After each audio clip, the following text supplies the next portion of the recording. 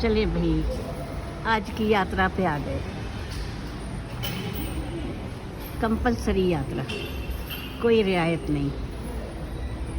ये पुलिस आई हुई है।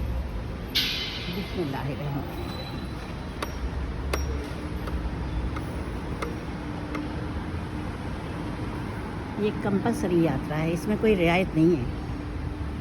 इसमें रियायत अल्लाह मियाँ ने नहीं रखी है, ये उसका कानून है।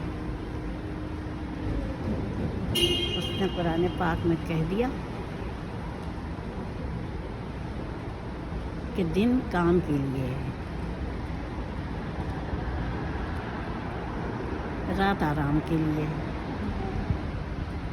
मगरिब के बाद देखिए, इशा होते होते हवास चले जाते हैं नींद के उसमें।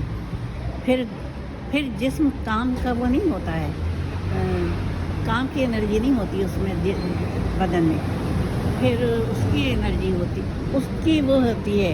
यानी एक तरह से कहते हैं आसार थोड़े से थके थके होते हैं कि अब बिस्तर मिल जाए।